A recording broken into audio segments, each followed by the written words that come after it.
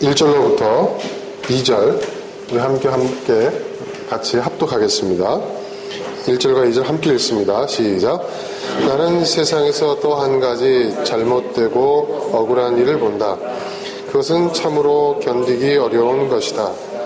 하나님이 어떤 사람에게는 부와 재산과 명예를 원하는 대로 다 주시면서도 그것들을 그 사람이 즐기지 못하게 하시고 엉뚱한 사람이 즐기게 하시니 참으로 어처구니가 없는 일이요 통탄할 일이다. 아멘. 세상에 잘못되고 억울한 일이 있다. 참으로 견디기 어려운 것이다. 이것은 이제 사람 입장에서 볼 때 그렇다는 거죠. 당사자 입장에서 볼 때 그렇다는 얘기입니다.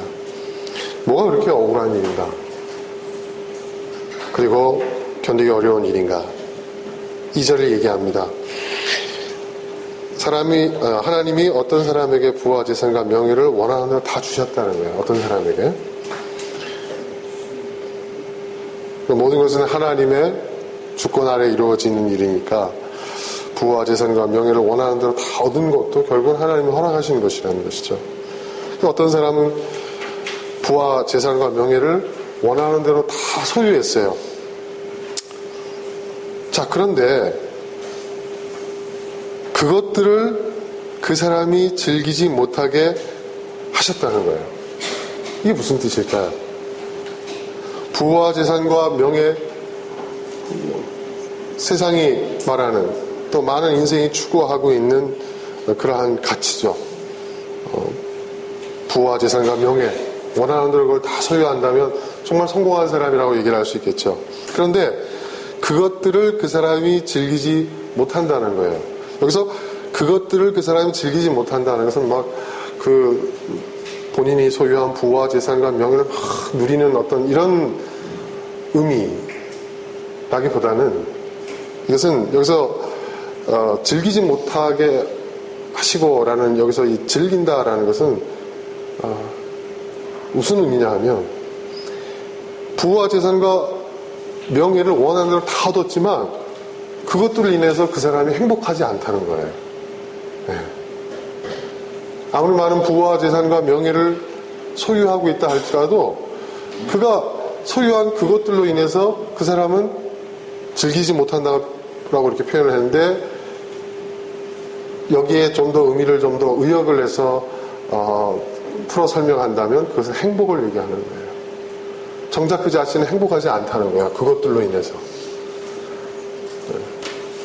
많은 사람들이 부러워할 만한 그런 재산과 부와 명예를 가졌음에도 불구하고 자신이 원하는 만큼 다 그것을 소유했음에도 불구하고 그것들로 인해서 그 사람은 행복하지 않다는 거예요. 그것을 소유했음에도 불구하고. 그런데 오히려 엉뚱한 사람이, 여기서 엉뚱하다는 것은 무슨 의미냐면 그런 것과는 상관없는 사람이 부와 재산과 명예와는 그런 것들과는 거리가 먼 사람이, 정말 엉뚱한 거죠. 거리가 먼 사람이 오히려 생을 즐긴다. 그런 사람이 오히려 더 행복하게 살고 있다라는 거죠. 그러니 그것을 소유한 사람, 부를 소유하고 재산을 소유하고 명예를 소유한 사람들 입장에서 보면 정말 어처구니가 없고 통탄할 일이죠. 무슨 뜻인지 이해가 되시겠습니까, 여러분? 그렇다는 거예요, 인생이라는 것이. 우리는 그래요. 좀 더 많은 부를, 좀 더 많은 재산을, 좀 더 많은 명예를 내가 바라고 소원하고 세상 사람이 우러러 보는 그런 가치들을 내가 더 많이 소유하지 못했기 때문에, 내가 더 많이 얻지 못했기 때문에 나는 더 행복하지 못한 것이라고 생각해요. 그런 것들을 더 많이 소유하면 가지면 가질수록 난 더 행복해질 것이라고 생각하고 있는 모든 인생들을 향해서 전도서 기자가 말하는 거예요. 그런 것을 아무리 소유해도 원하는 대로 그것을 다 가진다 하더라도 그것으로 인해서 행복을 느끼는 것이 아니라는 것입니다. 그것과는 전혀 상관없는 전혀 엉뚱한 사람들, 부도 소유하지 못하고 재산도 가지지 못하고 명예도 얻지 못한 그런 사람이 오히려 더 행복한 인생을 살고 있다는 것입니다. 행복은 소유에서 오는 것이 아니라는 것이죠. 제가 지난주에도 말씀드렸죠. 소유냐 존재냐, 에릭 프롬이 쓴 그 유명한 책 우리 젊은이들이 꼭 한번 읽어봐야 될 책이라고 생각합니다. 인간의 행복, 인생의 진정한 가치와 의미는 어디서 오는 것인가? 소유냐? 아니라는 것이죠. 존재 그 자체. 존재 그 자체. 소유함으로써 우리의 인생이 가치 있고 의미 있어지는 것이 아니라는 거예요. 가진 것으로 인해서 행복해지는 인생이 아니라는 것입니다. 그런데 기원전 수천 년 전에 전도서의 기자는 그것을 이미 깨닫고 우리에게 지금 말하고 있는 것입니다. 그래서 참으로 어처구니가 없는 일이요 통풍하기라는 것은 이게 어떤 문학적인 표현이에요. 이게 지혜서잖아요. 문학적 기법을 쓴 거예요. 그러니까 그걸 가진 부와 재산과 명예를 가진 사람 입장에서 보면 정말 어처구니가 없고 통탄할 일이라는 것이죠. 이게 전부인 줄 알았는데 이것만 갖고 있으면 내 인생이 좀 더 행복해질 수 있을 것이라고 생각했는데 내 삶이 의미 있고 가치 있는 것이 될 것이라고 생각을 했는데 아니라는 것이죠. 오히려 그것과는 전혀 상관없는 그런 걸 소유하지 못한 엉뚱한 인생들이 전혀 엉뚱한 사람들이 행복한 삶을 산다. 그러니 얼마나 어처구니가 없고 통탄할 일이겠어요.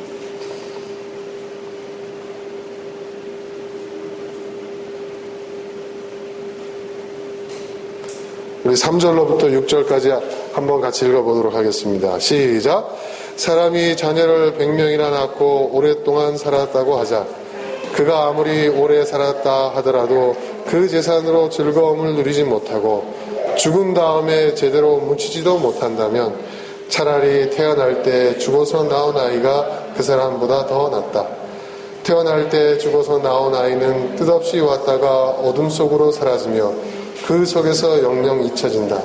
세상을 보지 못하고 인생이 무엇인지 알지도 못한다. 그러나 이 아이는 그 사람보다 더 편하게 안식을 누리지 않는가. 보세요 여러분. 3절에 보니까 사람이 자녀를 100명이나 낳고 오랫동안 살았다고 하자. 여러분 과거에는요 다산이 큰 복이었어요. 아시죠 여러분? 예. 자녀를 많이 두는 것이요 엄청난 복이었어요. 자녀가 많다는 것은요 그만큼 복이 있다는 거예요. 예.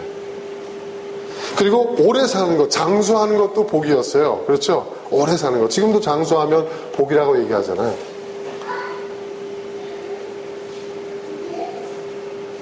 어떤 사람이 있어요. 자녀를 100명이나 낳았어요. 그리고 장수를 누리고 있어요. 하지만 그 재산으로, 여기서 재산이라는 것은 가진 것을 뜻하는 거예요. 자녀가 100명이나 되고 그가 그렇게 장수를 누리고 있다 할지라도 그 가지고 있는 것으로 즐거움을 누리지 못한다면, 그것으로 행복하지 못한다면 그게 무슨 소용이냐는 거예요. 그러니까 지금 우리 현대사회와는 기준이 다르지만 과거에 성공한 인생, 복받은 인생, 행복한 인생, 고대 사람들이 따질 때는 자녀 수가 많고 그리고 건강하게 오래오래 사는 것, 이게 큰 복이라고 여겼어요. 하지만 그것으로도 여기서 그 재산으로 즐거움을 누리지 못한다면, 여기서 그 재산이라는 것은 재산, 재물만 얘기하는 게 아니라 지금 3절 초반절에 얘기하고 있는 자녀가 많고 자손이 많고 장수를 누리고 있는 그것, 그가 가진 것, 그것으로 행복하지 못한다면, 그것으로도 행복을 누리지 못한다는 것이죠. 또 여기 죽은 다음에 제대로 묻히지 못한다면, 죽은 다음에 제대로 묻히지 못한다는 게 뭘까요? 죽은 다음에 제대로 묻힌다는 게 뭘까요?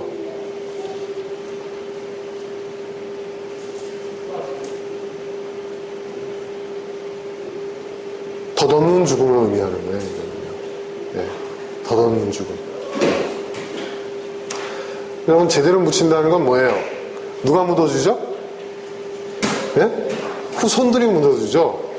후손들이 묻어준단 말이에요. 제대로 묻힌다는 건 뭘 의미하는 거예요? 그 후손들이 그의 죽음을 애도하고 그의 죽음을 안타까워하고 정말 우리에게 중요한 분이, 우리에게 소중한 분이 떠나셨구나 하며 슬퍼하는 걸 말하는 거죠. 후손들이 그의 죽음을 슬퍼하고 안타까워하는 그런 인생을 살지 못한다면 그러면 어떤 인생을 살아야 되겠어요, 여러분? 후손들이 존경할 수 있는, 정말 고마움을 느낄 수 있는 그런 인생을 살아야 된다는 것이죠. 그런 인생을 살지 못한다면 뭐라고요? 차라리 태어나지 않은 아이보다 더 못한 인생이라는 거예요. 차라리 태어나지 않는 게 더 낫다는 거예요. 많은 것을 가졌는데도 불구하고 행복하지 않아요. 그의 죽음조차도 덧없는 죽음이에요. 아무도 그의 죽음을, 그가 세상에 떠나는 것을 슬퍼하지 않고 애도하지 않고 안타까워하지 않아요. 그럼 그가 어떤 삶을 살았다는 것입니까? 그런 삶을 살았다면 차라리 태어나지 않은 것보다 못한 인생이라는 아주 강한 이야기죠.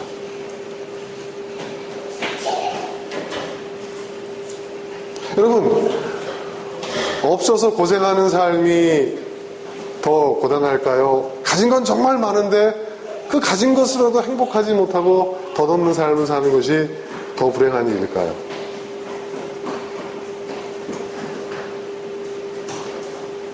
둘 다 불행한 일이죠. 둘 다 불행한 일입니다. 둘 다 불행한 일이죠. 하지만 없어서 불편해하고 힘들어하는 인생보다 많은 것을 가졌는데도 불구하고 그것으로 인해서 행복해지지 않은 인생이 더 덧없는 인생이 아닐까 하는 그런 생각이 듭니다. 6절입니다. 함께 읽어보겠습니다. 시작. 비록 사람이 1000년씩 2번을 산다고 해도 자기 재산으로 즐거움을 누리지 못한다면 별 수 없다. 마침내는 둘 다 같은 곳으로 가지 않느냐. 사람이 1000년을 두고 2000년을 사는 거예요. 2000년. 엄청난, 네? 그렇게 살 수 있겠습니까? 그렇게 치자 이거죠. 만약 사람이 1000년씩 2번을 산다고 하더라도 자기 재산으로, 여기서 자기 재산이라는 것은 아까 설명드린 대로 자기가 소유한 것. 여러분 2000년을 살았어요. 얼마나 많은 것을 소유할 수 있겠습니까? 그렇죠? 얼마나 많은 것을 소유할 수 있겠어요. 1000년을 2번 산다고 할지라도 자기가 가진 것으로 행복하지 못한 인생이라고 한다면, 자기가 가진 것으로도 행복할 수 없는 인생이라고 한다면 그것도 별 수 없는 인생, 허망한 인생이라는 것이죠. 마침내는 둘 다 같은 곳으로 가지 않는가. 결국은 죽음으로 끝나는 인생이 아닌가. 그 얘기를 하고 있습니다.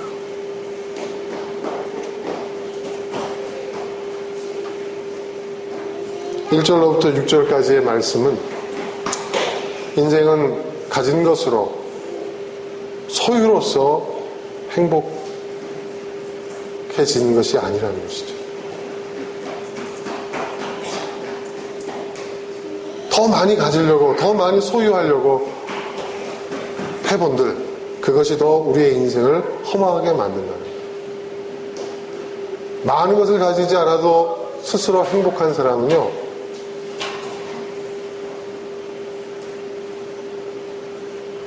아무 문제가 없어요. 우리는 우리의 행복의 의미를 어디에 둘 것인가? 우리는 행복의 그 가치를 어디서 찾을 것인가를 한번 진지하게 생각해 봐야 돼요. 그냥 지금 있는 그 자체로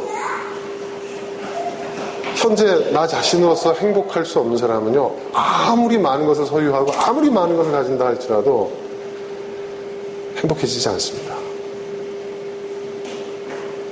우리의 행복은, 우리 삶의 진정한 의미와 가치는 더 많은 것을 소유함으로써 얻어지는 것이 아니라는 것이죠. 이걸 깨달으라는 얘기입니다.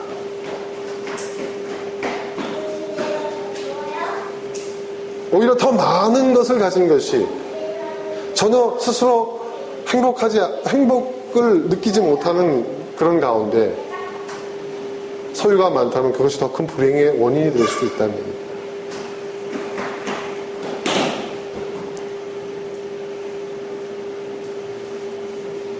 소유는 인생의 행복과는 거리가 멀다는 것이죠. 그러니까 지금 자본주의 사회에서는 완전히 역행하는 이야기죠. 자본주의,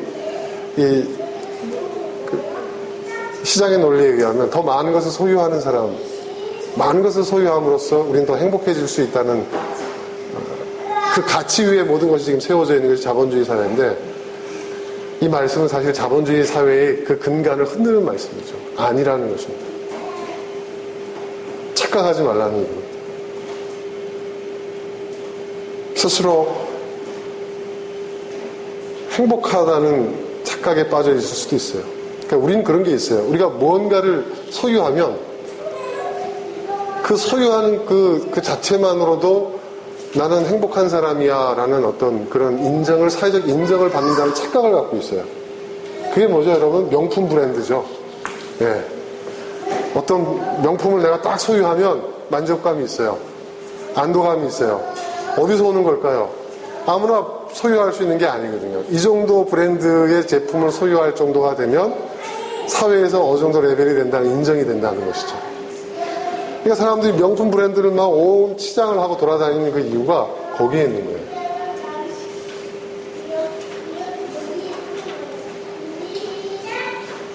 그 재미있는 어떤 그 연구 자료, 결과를 제가 한번 본 적이 있어요. 명품을 많이 소유한 사람이 더 행복한가? 실제로 조사를 한 거예요. 사회심리학자가. 그렇지 않다는 겁니다. 네. 행복과는 전혀 상관이 없는 거죠.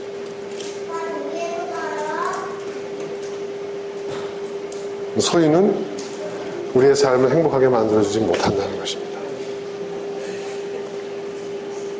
7절 한번 읽어보겠습니다. 같이 읽어보겠습니다. 시작. 사람이 먹으려고 수고를 마다하지 않지만 그 식욕을 채울 길은 없다. 이게 무슨 말씀일까요? 사실 이 전도서의 말씀이요, 여러분, 단편적으로 이렇게 떨어져 있던 말씀들을 주제별로 모은 거예요. 이게 처음부터 한 권의 책으로 의도되어서 만들어진 게 아니고, 고대 문서 사본들이 이렇게 나뉘어져 있었어요. 뒤섞여져 있었어요. 어떤 거는 장문이기도 하고, 어떤 거는 짧은 글 한 편이기도 하고, 이러한 그 전도서의 그 여러 글들을, 지혜의 글들을 모은 거예요. 그래서 전도서, 길을 가르쳐주는 책이다. 인생의 길을 가르쳐주는 책이다 해서 전도서, 예, 묶은 겁니다. 그래서 이 7절 말씀도 사실은, 이렇게 단편의 글을 여기다가 이렇게 편집을 한 거예요. 사람이 먹으려고 수고를 마다하지 않지만 그 식욕을 채울 길은 없다. 이게 무슨 말일까요? 이건 뭘 얘기하는 걸까요? 우리가 그런 얘기 흔히 하죠, 여러분. 인생은 살기 위해 먹는 거냐, 먹기 위해 사는 거냐? 뭘까? 응? 응? 수님 굉장히 그 민감한 주제 아니냐? 인생은 살기 위해 먹는 것일까, 먹기 위해 사는 것일까? 수님 생각하기엔 어때? 응? 인생은 먹기 위해 사는 거 같아? 살기 위해 먹는 거 같아? 묻지 마.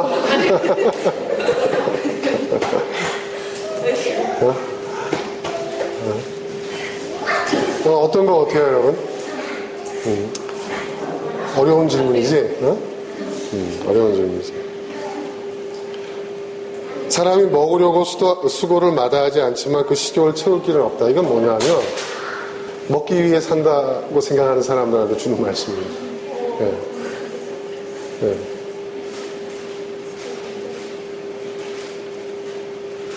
그리고 이 먹는다는 것은, 식욕이라는 것은 여러분 가장 기본적인 욕구예요. 모든 욕구는 여러분 식욕에서 출발하잖아요. 그렇죠? 일단 먹는 게 해결돼야, 배가 불러야 그 다음에 뭘 더 가질까, 뭐 명예욕도 생각하고 권력욕도 생각하고, 그렇죠, 여러분? 그렇지 않습니까? 가장 인간의 욕구 가운데 기본적인 거예요. 네. 또 우리 자본주의 사회체제가 바로 그 인간의 욕망에 아주 충실한 사회체제입니다. 그렇죠? 인간의 욕구를 충족시키는 그런 시스템이니까. 거기에서 출발하는 것이 바로 자본주의 사회죠. 그러니까 이것은 단순히 먹는 것만 얘기하는 게 아니에요. 우리의 욕구를, 우리의 욕망을 충족시키는 그것이 행복한 삶의 시작이라고. 그것이 행복의 핵심이라고 생각하는 그런 사람들에게 주는 이야기죠. 그 기본 식욕이니까. 여러분, 식욕을 채울 수 있습니까? 수리마. 왜 자꾸 먹는 얘기를 너한테 하는지 모르겠는데, 목사님도 먹는 거 굉장히 좋아하거든? 근데 식욕을 채울 수 있니? 없지. 잘하네. 여러분, 식욕을 채울 수 있습니까? 채울 수는 있어요. 배부르게 한번 먹죠? 아, 만족스러워. 근데 그거로 끝나나요, 여러분? 또 돌아서면 어떻게 되죠? 또 배가 고파요. 또 먹어야 돼요. 그쵸? 여러분, 식욕은 채울 수가 없습니다. 살아있는 한 계속 먹어야 되거든요. 그러니까 여러분, 식욕을 채우기 위해서 먹느냐, 아니면 살아가기 위해서 먹느냐, 이거 완전히 다른 문제죠. 우리가 인생을 어떻게 살아갈 것인가, 우리가 인생을 대하는 우리의 태도가 어떤 태도가 되어야 하는가, 나의 욕구를 채우기 위한 인생이 되어야 하느냐, 아니면 내가 보다 의미 있고 가치 있는 삶을 살기 위해서 나의 기본적인 욕구를 해소하는 그런 삶을 살 것입니다. 이건 전혀 다른 얘기죠. 그렇죠? 먹기 위해 사는 사람하고 살기 위해 먹는 사람하고는 전혀 다른 얘기죠.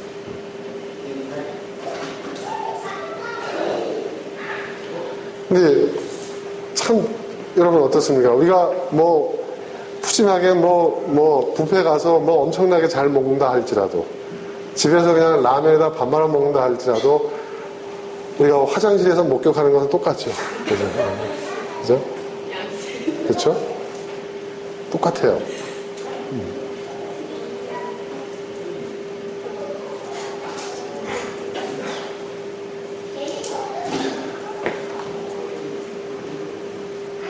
소박한 그 된장찌개, 김치, 콩보리밥, 소박한 이 소반상 먹는 거하고, 잘 차려진 칠첩반상에 아주 산의 진미가 가득한 수라상을 우리가 받아 먹는다.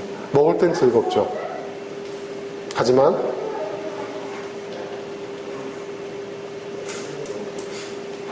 그냥 내 입만 즐거울 뿐이잖아요. 그렇죠? 우리의 인생이 나는 매일매일 수라상을 받아들이는 인생이 될 거야. 그래야 난 행복할 것 같아.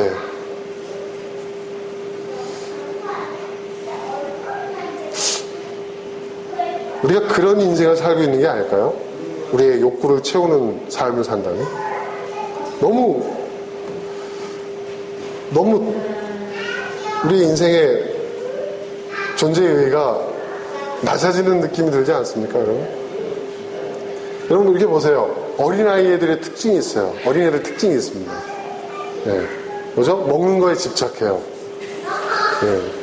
엄청납니다, 먹는 거에. 네. 야, 서리마, 너 왜 그래, 이렇게 옆에서. 왜 계속 누나를 찔러 그래? 언니를, 먹는 거에 집착하는 거죠. 애들 보세요. 먹는 거 있잖아요. 그쵸? 옛날에 저희 집에서요, 맛있는 거 먹지 않습니까? 전투적으로 먹더라고요, 아이들이. 네. 근데 이제 좀 철이 드니까요, 안 먹기 시작해요. 네. 그리고 자기 몸 건강을 생각해서, 나 이제 이건 몸에 해로우니까 적당히 먹을 거야. 네. 요즘 경원이가 식단을 굉장히 철저히 관리를 해요. 단순한 다이어트가 아니라 저는 그런 걸 생각할 정도가 됐다. 식욕, 제가 잘 먹거든요. 제가 제 먹성을 알아요, 제가 얼마나 잘 먹는 줄 아십니까? 엄청난 아이입니다. 옛날에 이렇게 둘이 연년생이어서 젖병을 물려놓으면 지껏 다 먹고요. 동생 거 빼먹는 아이였어요. 어릴 때에도. 젖병을 바꿔요. 네, 지가. 네.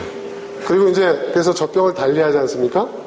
그러면은 지껏 다 먹고요. 동생 거 막 빨아먹고 있다가 동생이 울잖아요, 배고파서.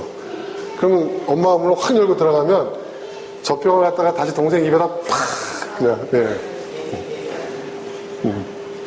그다가 눈도 찌르고 막 그러면 이제 동생 막 울고 얼굴에 막 그냥 우리 얼굴 막 범벅이 되고 먹는 게 상당히 집착이 강했던 아이예요. 근데 정말 옛날에 그랬다는 얘기야. 기억도 안 나지? 근데 지금 보면요, 그 식성이 그대로 있는 걸 제가 알거든요. 제가 얼마든지 더 먹을 수도 있는데 다 자기가 절제합니다. 더 이상 먹으면 살찌고 몸에도 안 좋고 배부르면 또 공부 집중 안 되잖아요. 공부해야 되기 때문에. 그게 뭐예요? 그만큼 성장했다는 거죠. 성장했다는 거죠.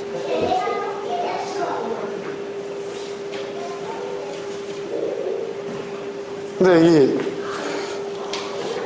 이 욕구를 채우는데 급급하다는 것은 그만큼 우리가 성숙하지 못하다는 거죠. 그러니까 우리가 인생을 살아갈 때 식욕뿐만 아니라 나의 욕구를 채우는 일에 급급한 그런 삶을 산다. 그럼 짐승과 우리가 다를 바가 뭐가 있겠습니까? 그렇죠?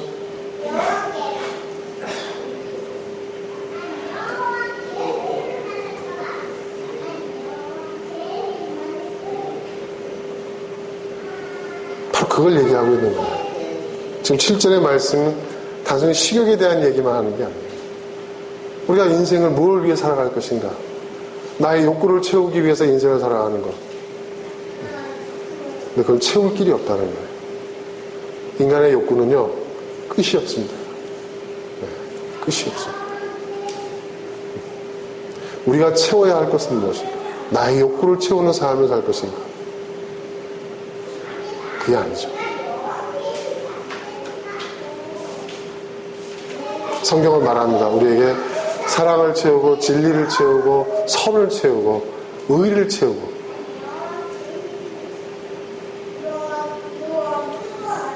그런 인생을 살아요. 우리 모두 그렇게 살아야 할 줄 믿습니다. 자, 8절 그리고 10절까지 우리 함께 읽어보겠습니다. 8절로부터 10절까지 한번 읽어보겠습니다. 8절로부터 10절까지입니다. 시작. 슬기로운 사람이 어리석은 사람보다 나은 것이 무엇인가? 가난한 사람이 세상 살아가는 법을 안다고 해서 무슨 소용이 있는가? 이것 또한 헛되고 바람을 잡으려는 것과 같다. 가지고 있는 것으로 만족하는 것이 욕심에 사로잡혀서 헤매는 것보다 낫다. 지금 있는 것은 무엇이든지 이미 오래전에 생긴 것이다. 인생이 무엇이라는 것도 이미 알려진 것이다. 사람은 자기보다 강한 이와 다툴 수 없다. 자, 이게 무슨 뜻이냐? 슬기로운 사람이 어리석은 사람보다 나은 것이 무엇인가? 여기 슬기로운 사람, 지혜가 있다고 하는 사람, 학식이 있다고 하는 사람, 그런 사람들이 어리석은보다 과연 나은가? 아니라는 거예요. 50보 100보라는 겁니다. 예. 지혜를 자랑하고 학식을 자랑하는 사람들 뭐 다를 거 있느냐? 없다 이거예요. 똑같다 이거죠. 그것 또한 여러분 학식을 추구하고 지혜를 추구하고 이것도요 욕심입니다. 지적 욕구. 그렇죠? 네. 우리의 육체적 욕구만 욕구가 아니에요. 정신적인 지적인 욕구. 이것도 여러분 끝이 없어요. 끝이 없습니다. 우리 학생들 공부하지 말라는 얘기 아니에요. 네. 격하게 공감하는 사람들이 몇 명 있었어 지금.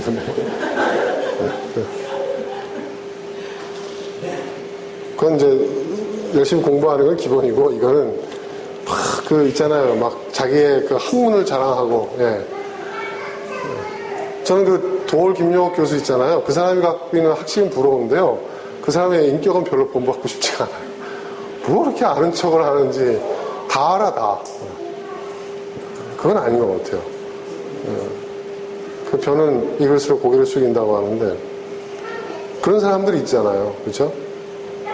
근데 사람이 알면 얼마나 알겠습니까? 지혜로운 얼마나 지혜롭겠습니까, 여러분? 그렇죠?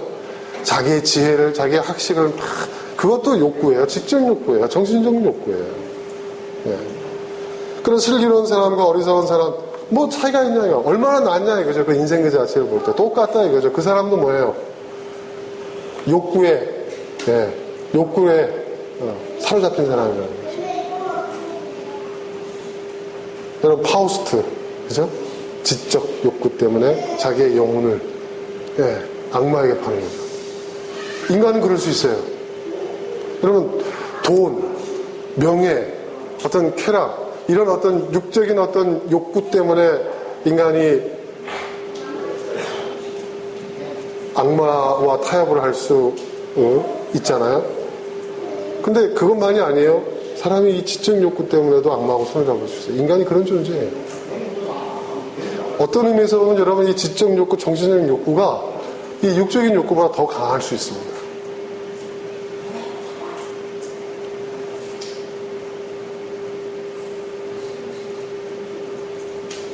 또 재미있는 표현이 있어요. 가난한 사람이 세상 살아가는 법을 안다고 해서 무슨 소용이냐. 이게 무슨 얘기일까요? 가난한 사람이 세상 살아가는 법을 안다고 무슨 소용이냐. 그러니까 세상 살아가는 법을 알아도 가난하기 때문에 소용없다. 이 얘기인가? 아닙니다. 그 얘기를 하는 게 아니에요. 이건 뭐냐? 가난한 사람이 세상 살아가는 법을 안다고 해서 무슨 소용이냐. 이 말은 무슨 얘기냐. 여러분, 무소유 있죠. 무소유. 자, 인생을 살아보니까 모든 것이 다 뭐예요? 업이다. 이 업이라는 것은 뭐예요? 아까 얘기한 것처럼 많이 가짐으로 인해서 가진 만큼 거기다 업을 가르마가 있다는 것이죠. 그러니까 이래요. 가장 세상을 지혜롭게 제대로 사는 것은 아무것도 소유하지 않는 거다. 스스로 가난한 사람을 선택하는 거예요. 소위 철학자들 또 어떤 그런 뭔가 이렇게 인생의 어떤 그 지식인들 이런 사람들 이런 삶을 추구하잖아요. 그죠? 그쵸, 여러분? 근데 그것도 소용없는 짓이라는 거예요. 그것도 소용없는 짓이라는 거예요. 스스로 선택한 가난, 스스로 선택한 청빈, 그것이 인생을 보다 의미 있고 가치 있게 살아가는 방법이다! 라고 생각하고 스스로 그것을 선택한 그것 자체도 뭐냐? 그것도 욕망이라는 거예요. 그것 자체도 욕구라는 거예요. 이해되세요, 여러분? 우리 학생들 좀 어렵나? 근데 언젠가는 이게 이제 공감할 때가 있을 거야. 아, 목사님이 그때 하신 말씀이 그때까지 기억한다면, 아, 이런 뜻이었구나. 제가 예전에요,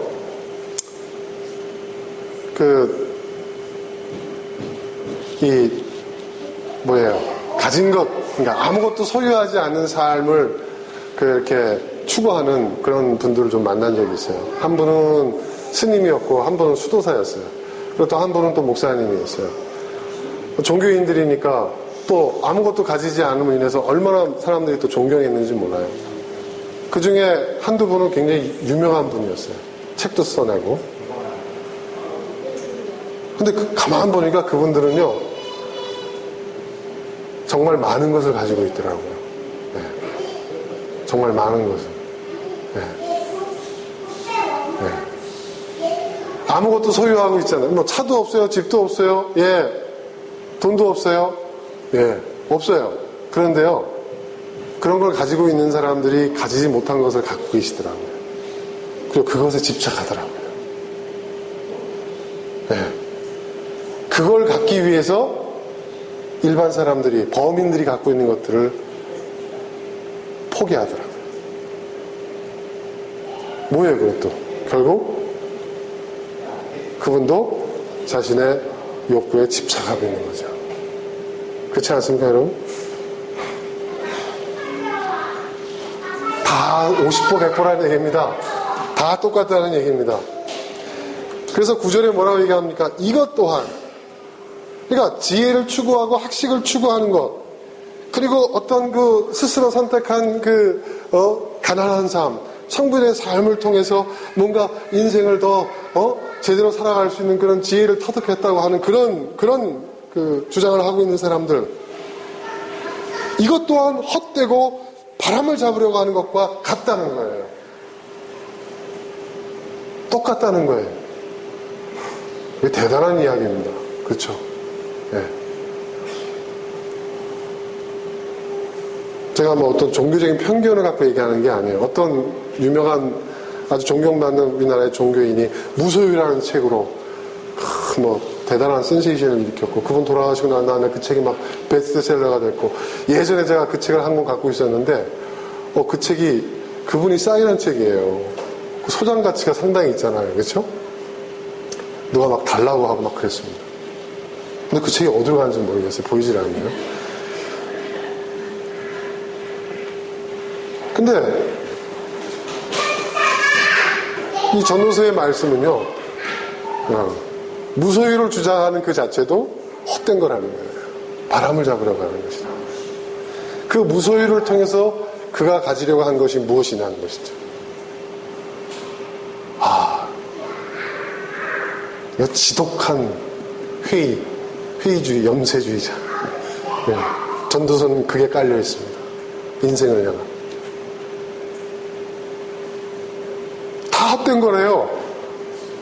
그러니까 여러분, 육적인 욕구, 지적인 욕구, 정신적 욕구, 그걸 추구하는 삶 자체, 그것이 무엇이든 어떤 욕구이든지 간에 그 욕구에 집착하고 욕구를 채우려고 살려고 하는 그 인생 그 자체가 헛되고 바람을 잡는 것과 같다는 거예요. 그러니까 여러분, 어떤 의미에서는 이 전도서의 입장에 의하면 우리가 좀 더 행복하게 살려고 하는 것도 집착일 수 있어요. 그렇죠?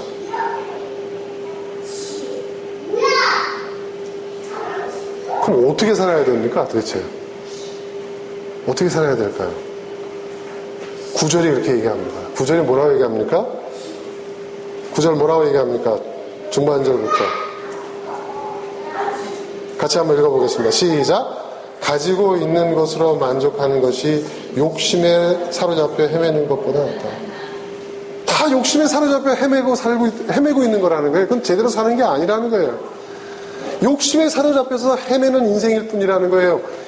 육적인 욕구, 지적인 욕구, 정신적 욕구, 어떤 좀 종교적인 어떤 욕구, 그것이 무엇이든지 간에 결국은 다 인간들은, 대부분의 인생들은 다 욕구에 사로잡혀서 헤매고 있다는 거예요.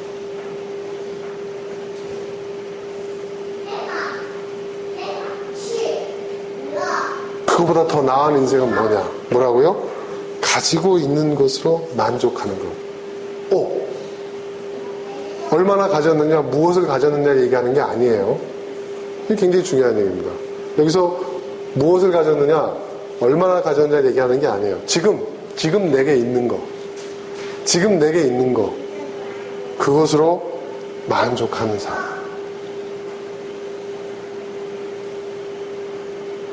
이 얘기는 무슨 얘기냐? 에릭 프롬이 말하는 것으로 있는 그대로의 나.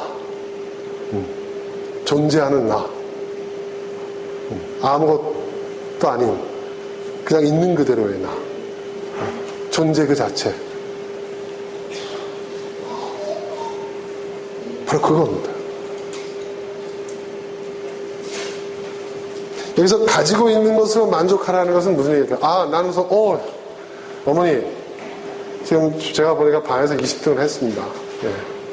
저보고 더 열심히 해서 10등 안에 들라는 얘기 하지 마세요. 욕구에 사로잡힌 인생입니다. 저는 20등 만족합니다. 이런 얘기가 아니에요. 이런 얘기가 아니에요. 지금 조금 전에 누가 지금 우리 학생 중에 하나 아멘이 여기까지 올라왔던 사람이 하나 있었어요. 그게 아니라는 얘기예요. 그런 의미가 아니에요, 이거는. 가지고 있는 것으로 만족하라. 이게 뭘까요, 여러분? 가지고 있는 것으로 만족하라. 가지고 있는 것에 만족하라. 가지고 있는 거예요. 있는 건 뭐죠? 가지고 있던 것이 아니에요. 가지려고 하는 것이 아니에요. 가지고 있는 것이에요. 여기서 가지고 있는 것이라는 건 뭐예요? 지금 가지고 있는 것이라서 어떤 내가 지금 현재 소유하고 있는 것을 얘기하는 게 아니에요. 무슨 말인지 아시겠습니까, 여러분? 여기서 가지고 있는 것, 가지고 있던 것, 가지려고 하는 것, 과거, 미래가 아니에요. 가지고 있는 것 뭐예요? 현재. 지금 현재. 현재에 지금 현재에 만족할 줄 알아야 된다는 거예요. 욕심에 사로잡히지 않아요. 이게 무슨 의미를 갖고 있는 것인가? 마지막 절에 이제 설명을 할 겁니다.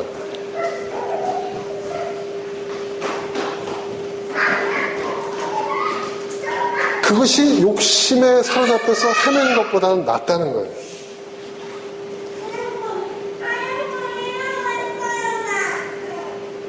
여러분 10절 보세요. 지금 있는 것은 무엇이든지 이미 오래전에 생긴 것이다. 이게 무슨 말입니까? 지금 있는 것은 무엇이든지 이미 오래전부터 있던 것이라는 거예요. 있던 거라는 거예요. 있던 거. 여러분 다 그렇죠? 지금 내가 고민하는 문제, 내가 당면하는 어떤 그런 문제들이 그 누구도 알 수 없는 정말 나만 겪는 그런 그런 슬픔, 그런 고통, 그런 괴로움이라고 여러분 생각하죠? 아니라는 거예요. 그것도 지금 착각하고 있다는 거예요. 여러분 해 아래 새 것이 없다고 얘기하잖아요. 전도서가. 다 있던 겁니다. 살아가면서 다 겪는 거예요. 네. 나만 특별하다고 생각하지 마세요. 그게 교만입니다, 여러분. 네. 그게 교만이에요. 나는 뭐 그런 거 있잖아요. 자아도취에 빠져가지고 난 예뻐, 나는 똑똑해, 난 남들과 달라, 뭐 이런 것도 여러분 교만이지만 나만 불행해, 나만 괴로워, 내가 지금 겪고 있는 문제는 나만 겪는 거야. 내가 겪는 이 문제가 얼마나 중요한 문제, 너희들은 알 길이 없을 거야. 이것도 교만이에요. 여러분, 해 아래 새 것이 없어요. 그리고 사실은요, 모든 인생이 다 겪는 문제예요. 그것이 좋은 것이든 나쁜 것이든 자기만 특별하고 자기만 그걸 갖고 있다고 생각하는 그 자체가 교만이라는 것이죠. 이미 있던 거예요. 해 아래 새 것이 없어요. 오래전부터 있었던 거예요. 지금 있는 거. 여러분, 지금 있는 거. 아까 지금 가진 거, 지금 있는 거. 그쵸? 가진 것, 있는 것 똑같은 거예요. 지금 가진 거, 지금 있는 거. 그러니까 내가 가진 것이 또 내게 있는 것이 좋은 것인지 나쁜 것인지는 얘기 안 하고 있어요. 그렇죠? 그것이 무엇인지 또 얼만큼 있는지 얼만큼 가졌는지 그거 얘기 안 해요. 아무튼 뭐든지 간에 지금 가진 거, 지금 있는 거. 그것은 이미 오래전부터 있어 왔던 것들이에요. 근데 그것에 만족하래요. 그건 나쁜 건데요? 지금 난 괴로운데요? 그건 나의 고민인데요? 만족하라는 게 뭘까요, 여러분? 만족하라. 성경에서 만족하라는 것은, 좋아. 그래. 이게 나한테 제일 좋은 거야. 그런 의미의 만족이 아닙니다. 성경에서 만족하라는 것, 특히 전도서에서 만족은 뭐냐면 받아들이라는 거예요. 진짜 지혜는 뭐냐? 지금 내게 있는 것, 지금 내가 가진 것, 그것이 어떤 것이든 또 그것이 얼마나 되느냐 이든 간에 그것을 받아들이는 거예요. 그것을 받아들이는 거예요. 그것이 욕구에, 욕심에 사로잡혀서 방황하는 인생보다, 헤매는 인생보다 더 나은 인생이라는 거예요. 그게 진정한 지혜의 출발점이라는 거예요.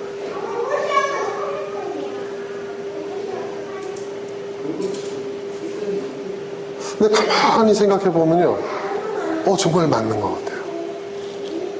자, 반에서 20등 하는 우리 그 자녀로 다시 돌아가 봅시다.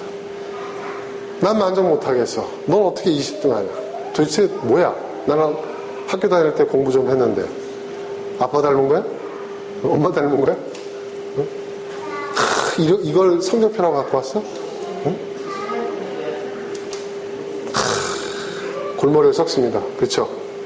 그 혼자 골머리 썩나요? 그것 때문에 이제 배우자하고 부부간에 이제 다툼이 일어나고 또 애한테 얼마나 많은 또 압력과 스트레스를 주겠어요. 또 그렇다면 애가 또 그렇다고 열심히 하느냐? 또 안 해요. 또 반항하는 것 같아요. 또. 또 자기를 위해서 공부하라고 했는데 꼭 부모를 위해서 공부해 주는 것처럼 또 굴어요. 그렇죠? 뭐예요, 여러분? 계속 뭐예요? 우리는 헤매고 있는 거예요. 그렇게. 문제는 해결되지 않고.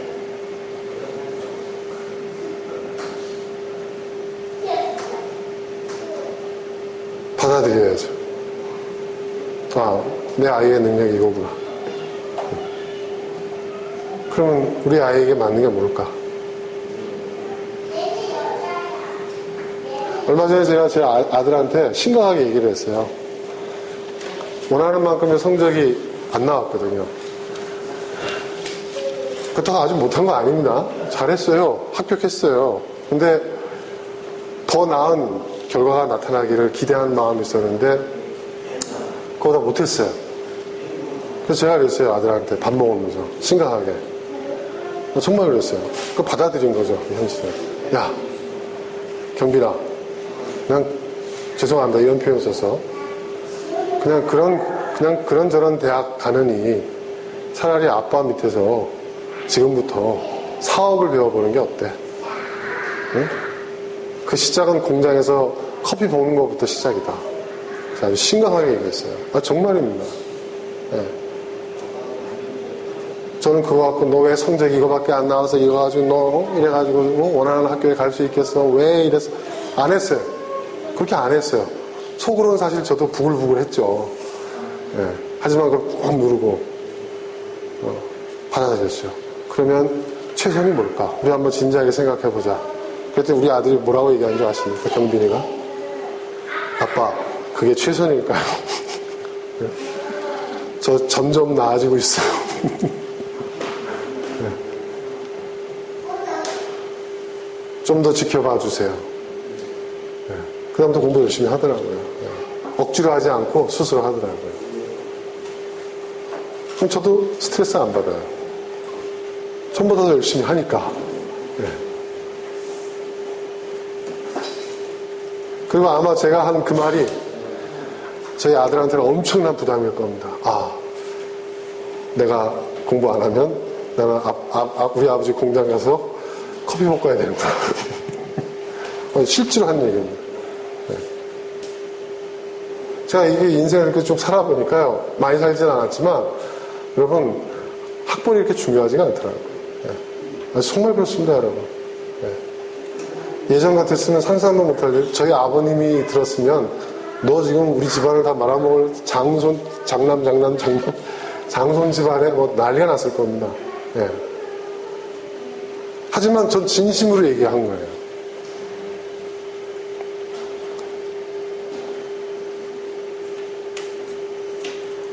여러분, 내가 사는 인생이라고 해서 용 빼는 재주가 있는 게 아니에요. 제가 좀 표현을 거칠게 했습니다. 내 인생이라고 해서 내가 다른 인생보다 뭐 아주 대단할 거, 특별할 거 아니라는 거예요. 지금 여러분 10절이 말하고 있는 것이 그거예요. 지금 있는 것이 무엇이든지 이미 오래전에 생긴 것이다. 있어 왔다는 거죠. 많은 사람들이 걸어간 길이라는 거예요. 인생이 무엇이라고 해도 이미 알려진 것이다. 여기서 뭐예요? 사람은 자기보다 강한 이와 다툴 수 없다. 아, 이게 무슨 얘기일까요? 이게 무슨 얘기라는 걸까요? 사람은 자기보다 강한 이와 다툴 수 없다. 이게 무슨 얘기일까요, 여러분? 그러니까 싸울 때 당연하지. 센 사람이 이기지. 그쵸? 약한 사람이 센 사람하고 싸워서 이길 수 있나? 그 얘기를 하는 걸까요? 그게 아닙니다. 여기서 자기보다 강하니 뭘 얘기하는 걸까요? 자기보다 강하니. 여기서 1차적인 표현은 나를 만드신 그분, 절대자, 하나님, 신을 뜻하는 것인데 여기서는 하나님이 정말 하나님 그분 자체를 가리킨다기보다는 우리의 한계, 우리의 제한, 인생의 인간이라는 존재의 한계가 있잖아요. 여러분, 사람마다 그 한계가 천차만별이에요. 그렇죠? 어떤 사람에겐 가능한 일이 어떤 사람에겐 가능하지 않은 일일 수 있어요. 이 말은 무슨 얘기냐? 자기의 한계를 받아들이라는 거예요. 자기의 한계를 받아들이라는 거예요. 체념하고 그냥 타협하면 살라는 그런 얘기가 아닙니다. 여러분, 사람은요, 저마다 자기의 한계가 있어요. 이건 죽었다 깨나도 안 돼요. 네. 죽었다 깨나도 안 돼요. 안 되는 걸 자꾸 우리의 욕심과 우리의 욕구 때문에, 여러분, 그게 바로 인생의 모든 스트레스가 거기서 출발하는 겁니다. 모든 불행이 거기서 시작되는 거예요. 안 되는 거예요. 안 되는 건 뭐예요? 받아들여야 돼요. 가진 것, 있는 것 받아들여야 됩니다. 그러면요, 욕구에 사로잡혀서 막 이렇게 안달복달하면서 사는 그런 인생보다 더 나은 삶을 살 수가 있어요. 더 행복해질 수가 있어요.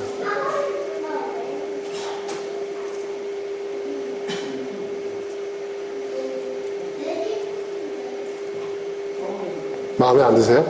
오늘 설교가? 사람은 자기보다 강한 이와 다툴 수, 여기서 자기보다 강한이라는 것은 다른 게 아니에요. 자기 한계를 얘기하는 겁니다. 저마다의 그 한계. 우린 각자의 한계가 있어요. 저는 제 한계를 요즘 많이 느껴요. 그래서 저는 그랬어요. 옛날에는 왜 난 이거밖에 안 되지? 왜 난 이렇게밖에 못할까? 그건 성격적인 것일 수도 있고, 저희 어떤 지적인 것일 수도 있고, 저희 어떤 능력일 수도 있어요. 정말 많아요. 그런 것 때문에 정말 좌절하고 가슴을 치고 막 고통스러워했어요. 이걸 어떻게 극복할 것인가. 항상 그거 갖고 싸웠어요. 그리고 그 싸움의 불똥이 주변에 막 튀었죠. 근데 지금은요, 그냥 받아들여요. 그래, 이게 내 한계야. 그럼 어떻게 할 것인가? 이게 내 한계라고 한다면 어떻게 할 것인가? 돌아가야죠. 그렇죠, 여러분? 강물이 어떻게 흘러나 보세요, 여러분? 큰 바위가 가로막으면, 큰 산이 가로막으면 어떡하죠? 그 산을 넘어가나요, 물이? 아니죠. 돌아가잖아요. 돌아가는 거예요.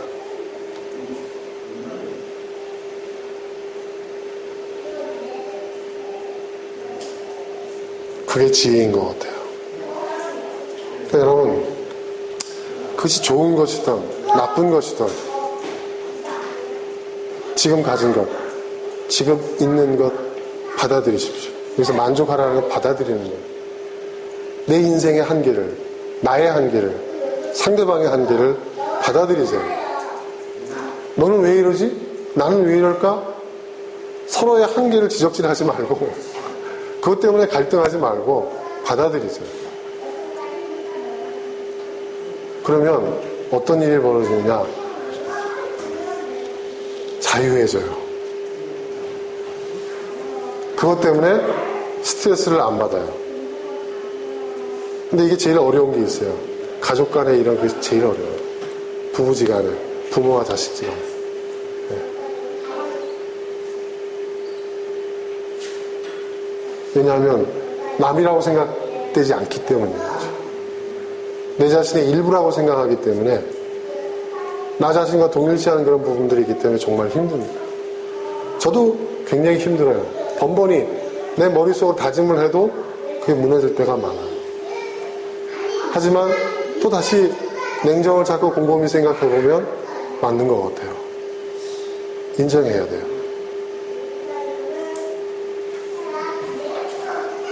강물이 앞을 가로막고 있는 큰 바위산을 돌아서 가듯이 나의 한계와 상대방의 한계를 인정할 줄 알아야 돼요.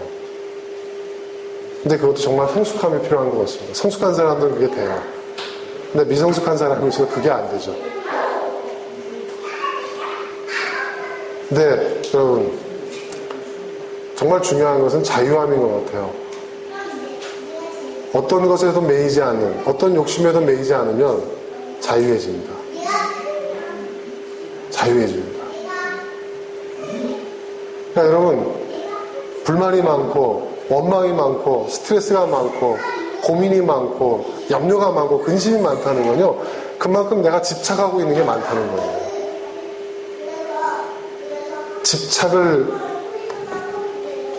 집착의 또 다른 이름은 욕망입니다.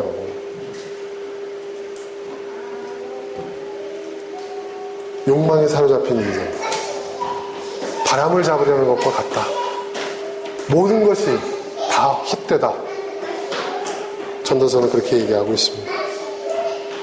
사람은 자기보다 강한이와 다툴 수 없습니다. 여기서 자기보다 강한이라는 것은 바로 나의 한계를 말합니다. 그것 또한 나 자신이니까, 내가 가진 것이고 내게 있는 것이니까 그것을 받아들이는 겁니다.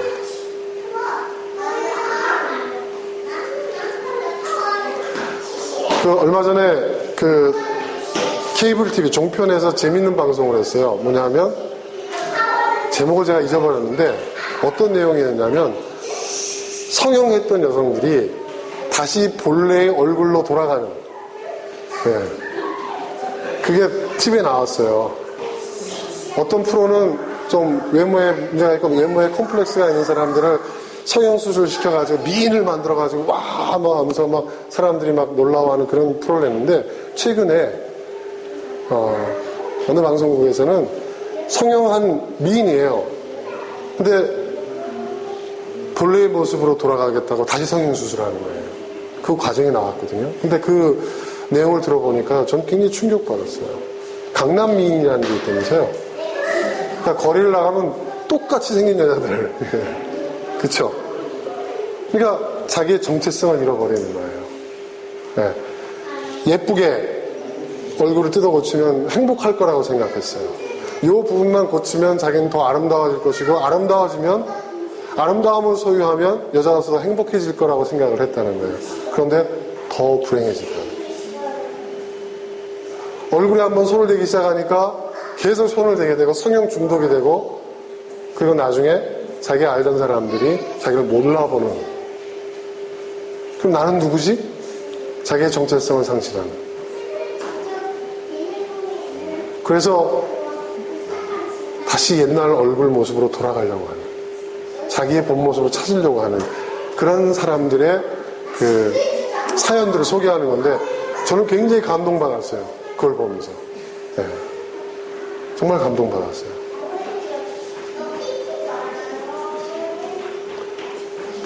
본래의 자기 모습으로 돌아가려고 하는.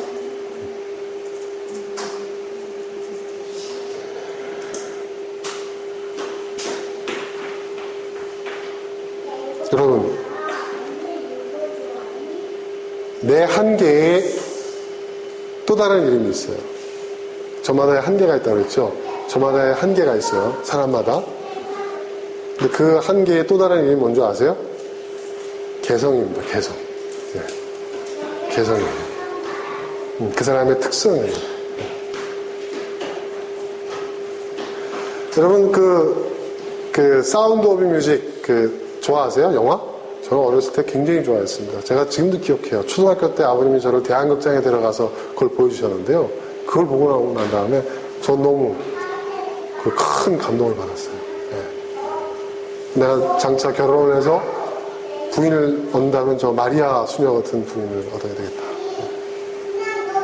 전혀 빗나갔지만 마찬가지일 거예요. 서로의 한계를 인정해야죠. 근데 거기서 그런 얘기가 나와요. 마리아 수녀가 정식 수녀는 아니었죠. 수녀가 되기 직전이었죠. 그 수련생이었죠. 자기는 하나님께 자기의 인생을 바쳤고 수녀가 되기 위해서 노력을 했는데, 자꾸 그 주인공, 그 남자 주인공, 자꾸 이렇게 사랑하는 마음이 생기는 거예요. 막 그걸 막 하나님 앞에 회개를 해요. 그 장면 여러분 기억나세요? 우리 학생들 기억나요? 그 원장 수녀하고 상담하잖아요. 마리아가 왜 이렇게 슬퍼하냐. 마리아가 고백을 하잖아요. 그래도 그 수녀님 뭐라고 얘기하십니까? 그건 죄가 아니라고 얘기하잖아요. 그건 오히려 축복이라고 얘기했죠. 그러면서 뭐라고 얘기했습니까? 근데 저는 정말 수녀가 되고 훌륭한 수녀가 되길 원하는데 왜 안 될까요? 그건 뭐예요? 자신의 한계, 자기의 한계에 대한 이야기죠. 난 왜 그게 안 될까요?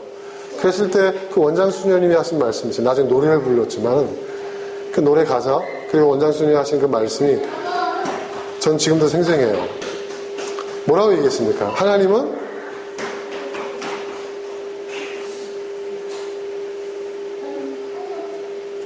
하나님이 문을 닫아 놓으실 때는 다른 문을 열어 놓으신다. 기억나세요, 여러분? 네. 그 말은 무슨 말이에요? 열리지 않은 그 문을 열려고 두드리고 그 앞에서 괴로워하고 그 앞에서 슬퍼하지 말고 거기서 너의 그 아까운 청춘을 낭비하지 말고 하나님이 너를 위해서 열어놓으신 곳으로 가라는 거예요. 너무 멋진 얘기 아니에요? 지금 그 얘기를 하는 거예요, 전도서 기자가. 여러분, 우리 학생들 난 공부 아니다 싶으면 하지 마세요. 할렐루야.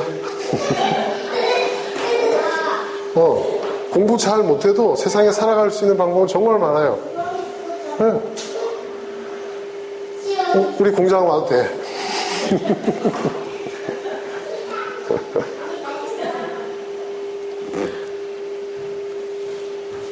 뭐 다 명문대 나오면은 뭐 다 행복할 것 같아요? 아니에요. 가면 좋겠지. 하지만 그게 여러분의 그 행복을 담보하는 보험 증서는 되지 못해요. 그러니까 부모님들도 스트레스 받지 마세요. 아, 우리 아이는 명문대 꼭 가야 돼. 우리 아이는 어떻게 돼야 돼. 여러분들이 이 아이들이 앞으로 살아갈 그 인생을 예측할 수 있을 것 같아요? 제가 학교 다닐 때요. 제가 85, 86학번 그 시대를 제가 살았는데 그 당시에요.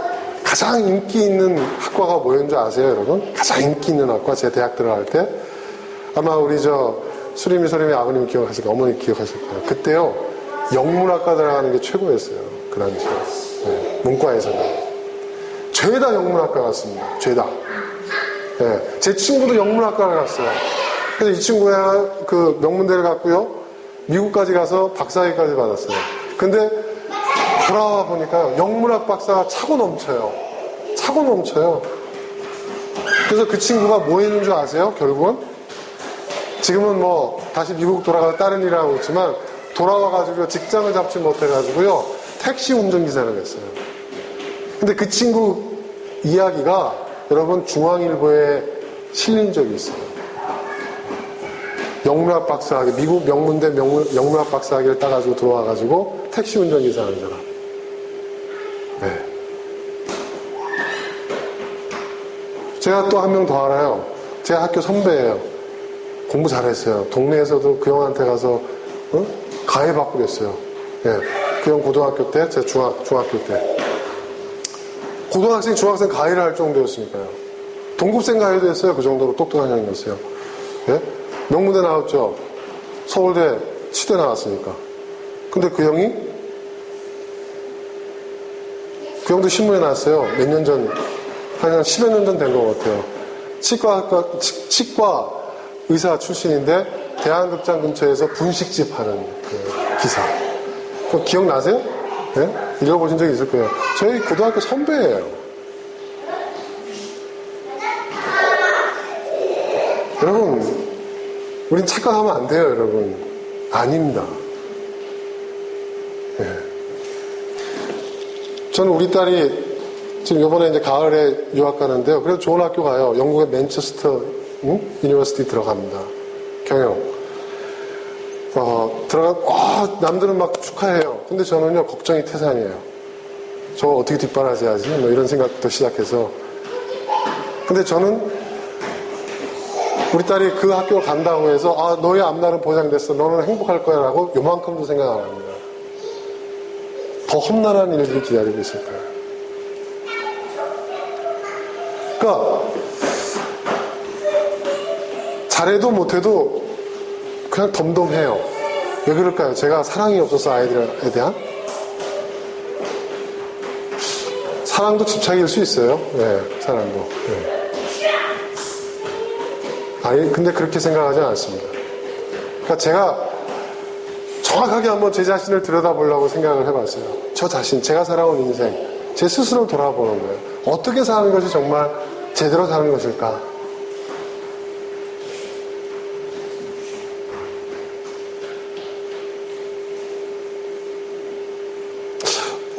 어떻게 하면 우리 아이들이 내가 겪었던 그 시행착오를 겪지 않게 해줄 것인가?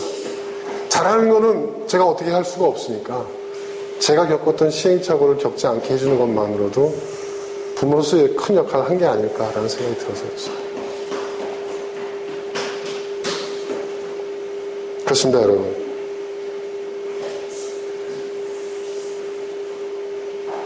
여러분, 우리 9절, 10절 다시 한번 읽어볼까요? 9절, 10절.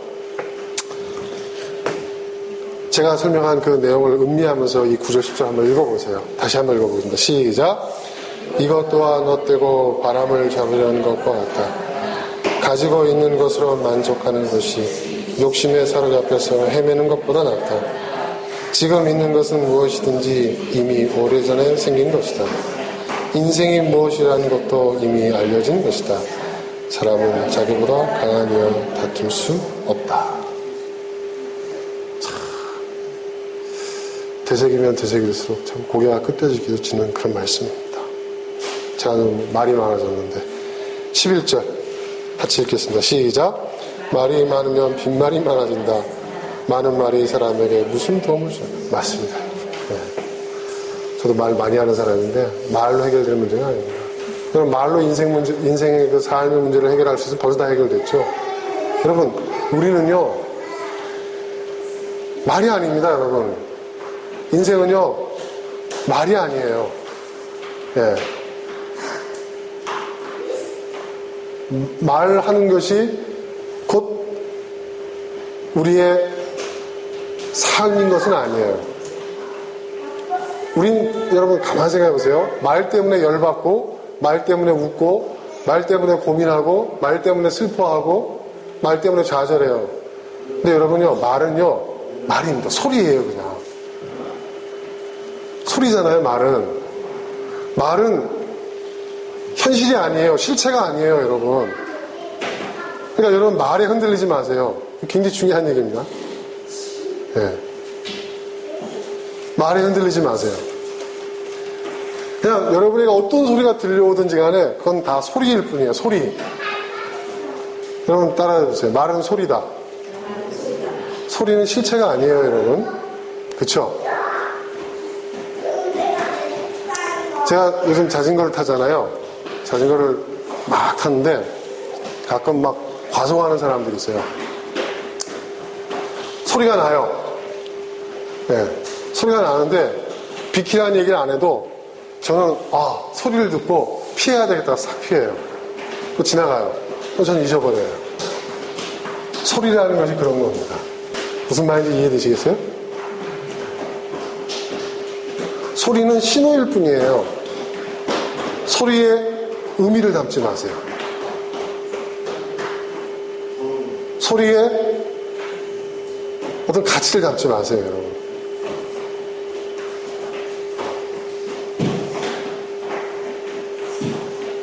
의미와 가치는요, 소리에 담을 수 있는 게 아니고 행동에 담는 겁니다. 행동으로 옮겨지지 않은 소리, 아무런 의미 없어요. 그러니까 여러분, 자식이 대들잖아요? 막 반항하고, 네가 나한테 어떻게 이런 소리를 할 수 있어? 내가 너를 어떻게 키웠는데, 너를 데리고 내가 얼마나 고생을 했는데요? 응? 너를 데리고 내가 중국으로 필리핀으로 내가 얼마나 엄마 아빠의 삶을 희생해가면서 그렇게 했는데 고작 한 끼 라면 끓여줬다고 네가 나한테 그런 소리를 할 수 있어? 실제로 그렇다는 얘기가 아니라 제가 그냥 이렇게 얘기해도 시험 들지 않는 가정, 화목한 가정이니까 제가 얘기하는 겁니다. 의미를 부여하지 마세요. 무슨 말인지 아시겠습니까? 배고픈가 보다. 네. 내가 밥도 제대로 챙겨주지 않아서 배고파가지고 투덜거리는구나. 그냥 신호로 받아들이세요. 이게 굉장히 여러분에게 도움이 될 겁니다. 누가 저한테 무슨 소리를 하잖아요? 옛날에는요, 왜 저 사람이 나한테 이런 얘기를 하지? 무슨 의미가 있지? 왜 저럴까? 내가 뭘 잘못했나? 저 이상한 사람이네? 막 그랬거든요. 근데 이제는 뭔 소리를 하든지 간에 제가 그냥 그거를 의미를 담지 않고 그냥 신호로만 받아들여요. 그러니까 어떤 일이 벌어지느냐? 스트레스를 안 받아요. 자유로워져요. 근데 여전히 행동으로 보여지는 게 열받게 하더라고요, 저는. 행동으로 보여지는 거. 왜? 행동은 의미와 가치가 그 안에 담겨져 있으니까. 그것에 대해서는 우리가 명확하게 대응을 해야 됩니다. 하지만 말 그 자체에 여러분 너무 흔들리지 마세요. 네. 근데 여자들이 그게 잘 안 돼요. 나 사랑해? 얼마나 사랑해? 응? 진짜 사랑해? 근데 왜 그런 얘기 안 해? 그럼 남자들은 알아요. 그런 말이 아무런 의미가 없다는 걸 남자들은 잘 알아요. 그렇죠, 여러분? 그렇죠? 다 동의하시는.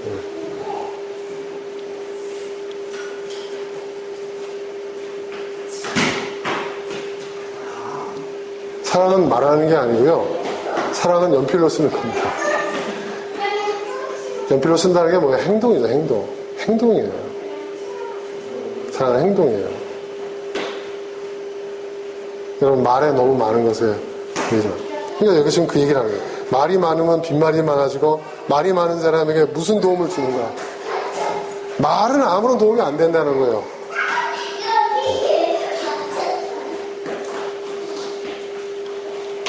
자, 12절. 자, 12절. 예, 결말입니다. 가장 중요한 얘기입니다. 같이 읽어보겠습니다. 시작. 그림자처럼 지나가는 짧고 더럽는 삶을 살아가는 사람에게 무엇이 좋은 줄을 누가 알겠는가? 사람이 죽은 다음에 세상에서 일어날 일들을 누가 그에게 말해줄 수 있겠는가? 이게 무슨 얘기입니까? 그림자처럼 지나가는 짧고 덧없는 삶을 살아가는 사람에게 무엇이 좋은지를 누가 알겠는가? 이 말은 무슨 얘기냐면 이렇게 짧은 인생을 살아가는데 이 짧은 인생을 산 사람이 누군가에게 야, 너 인생을 이렇게 살아라. 이렇게 사는 게 좋은 인생이야. 이렇게 살아야 돼. 이렇게 사니까 행복해지고. 누가 그런 얘기를 해줄 수 있냐는 거예요. 다 똑같이 덧없고 짧은 인생을 살아가고 있는데.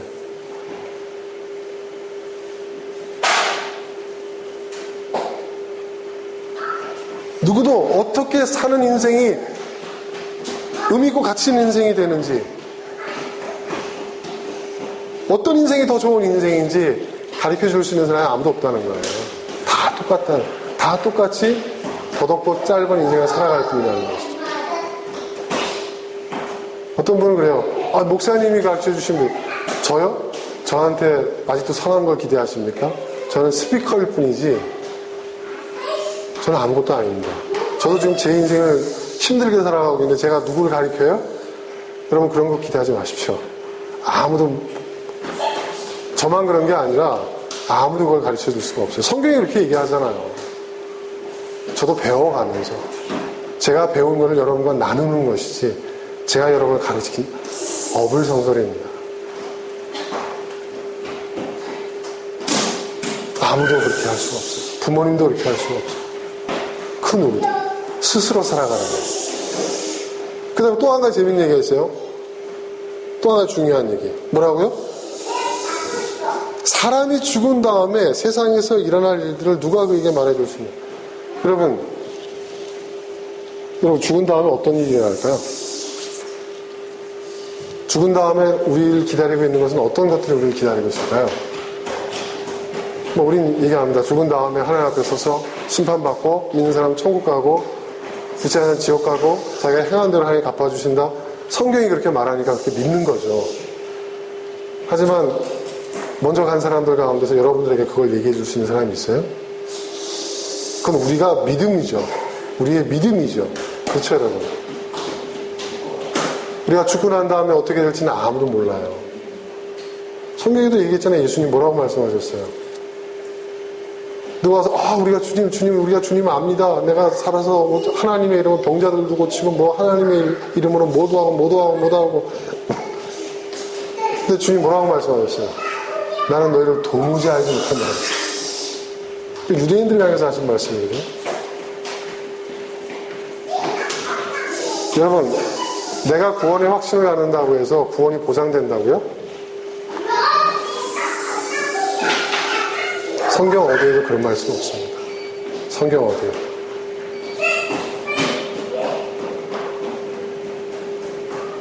그것은 19세기 종교 대각성 운동이 일어나면서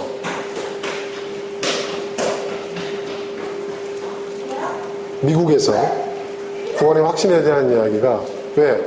그 사람들 태어날 때부터 기독교인들이거든요. 태어날 때부터 기독교인들이에요. 그러니까 명목상 기독교인이죠. 그러니까 자기가 기독교인이라는 정체성을 가져야 하는데 그것을 다시 한번 재확인시키며 재각성시키며 다시 한번 회개시키는 그 대각성 운동, 그게 핵심이거든요. 그게 바로 구원의 확신을 가지라는 얘기예요. 그건 다른 말로 내가 그리스도인이라는 정체성을 갖고 살아가라는 그런 얘기였거든요.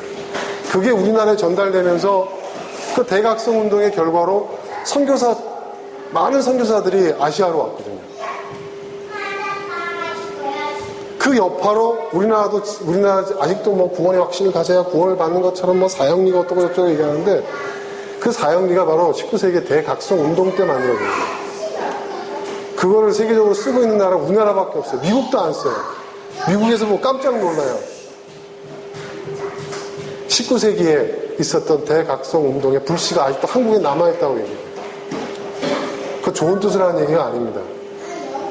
그 대각성 운동의 결과가 어떻게 나타나는지 미국 사회는 그걸 경험했거든요. 전혀 긍정적이지가 않았어요. 그 대각성 운동이 바로 미국의 기독교 우파가 탄생하게 된 시발점이에요. 아세요, 여러분? 남부를 중심으로 해가지고, 미국의 그 극보수, 여러분 KK단 이런 사람들 다 대각성 운동의 결과물들이에요. 그거를 우리는 싹 빼먹고 있어요. 그런데 미국 교회사 개론 그 원서를 딱 펼쳐보면 그 내용이 똑똑히 기록되어 있어요. 그것이 얼마나 미국 사회에 나쁜 영향을 끼쳤는지, 종교가 사회적 이념으로 자리를 잡았을 때 어떤 결과가 나타나는지, 그 대각성 운동의 결과로서 그 인종차별과 흑백 갈등이 얼마나 심화가 되었는지 다 나와 있어요. 근데 우리는 아직도 그걸 고수하고 있어요. 그게 전부인 줄 알아요. 비극입니다. 구원의 확신을 갖는다는 것은 내가 기독교인으로서의 정체성을 확립한다는 의미 이상이 없어요. 내가 구원받을지 안 받을지는 여러분 어떻게 합니까? 가봐야 알죠. 저도 그렇습니다. 저도 가봐야 합니다. 이게 솔직한 얘기 아니에요, 여러분? 저만 그런 줄 아세요? 여러분, 우리나라에서 가장 존경 많은 한경직 목사님이 돌아가실 때 뭐라고 얘기한 줄 아십니까? 나는 죄인입니다. 나는 신사참배를 했던 죄인입니다. 나는 지옥에 갈지도 모릅니다. 한경직 목사님이 그렇게 얘기하셨어요. 그 앞에서 구원의 확신을 가지면 구원이 보장돼 있다고요? 그게 여러분 박옥순나의 여러분 구원파나 그거 하는 얘기가 바로 그거예요. 한 번 회개하고 구원받으면 나중에 어떤 죄를 저질러도 구원은 보장돼 있다. 여러분 얼마나 편리해요. 그게 구원파예요. 한 번 구원은 영원한 구원. 예? 요즘 시끄러운 구원파. 예.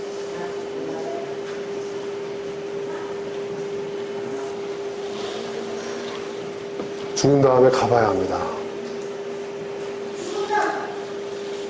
그러니까 여러분, 근데 죽은 다음에 내가 어떻게 될지를 결정하는 건 뭐예요? 내가 어떻게 사느냐는 거죠. 그러니까 지금 이 12절의 말씀이 뭐예요? 12절의 말씀은 뭘 얘기하고 있는 거예요? 현재의 중요성을 또다시 한번 얘기하고 있는 거예요. 내가 살고 있는 현재. 지금 내가 살고 있는 이 현재. 여러분 인생의 가장 중요한 순간이 언제입니까? 언제라고 생각해요? 수리마 소리마, 내가 너희들을 좋아해서 자꾸 질문을 하는 거야. 미워하는 거 아니다. 너희 인생의 가장 중요한 순간이 언제라고 생각해요? 결혼할 때? 지금. 역시 공부 잘하는 애들은 앞에 있어요. 이렇게 보면. 지금이죠. 여러분 인생의 가장 중요한 순간은요, 지금입니다. 지금이에요. 그러니까 여러분 지금만 생각하세요. 이미 지나버린 과거 되돌릴 수 없습니다. 아직 오지 않은 미래 알 수가 없어요. 그러면 나에게 주어진 것은 현재예요. 지금이 가장 중요한 거예요. 그러니까 여러분 지금 우리는 해야 할 일을 해야 되고, 지금 할 수 있는 일을 해야 하고, 지금 하고 싶은 걸 해야 됩니다. 지금 못하면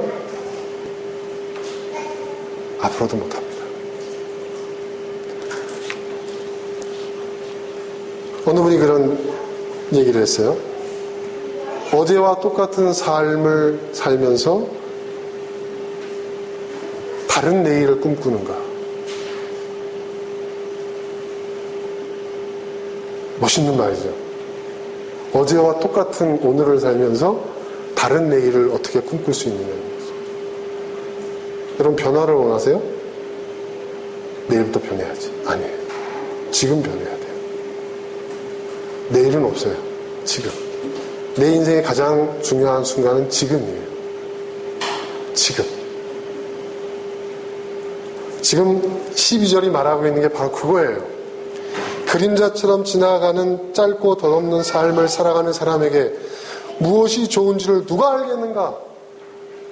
사람이 죽은 다음에 세상에서 일어날 일들을 누가 그에게 말해줄 수 있는가?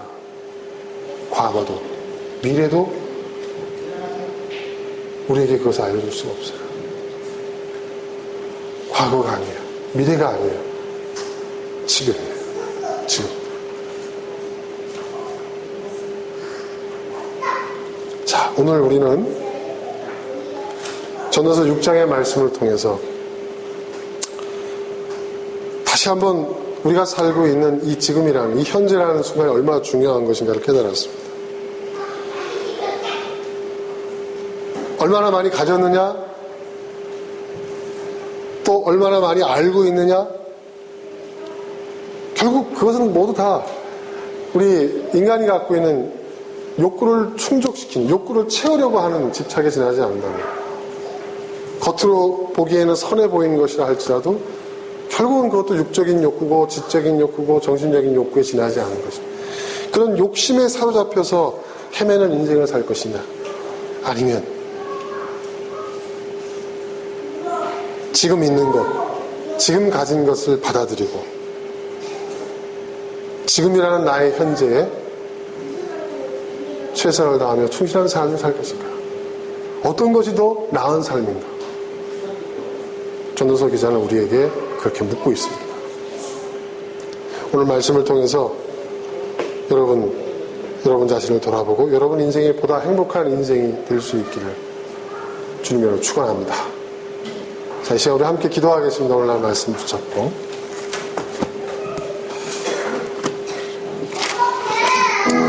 함께 기도하겠습니다. 아버지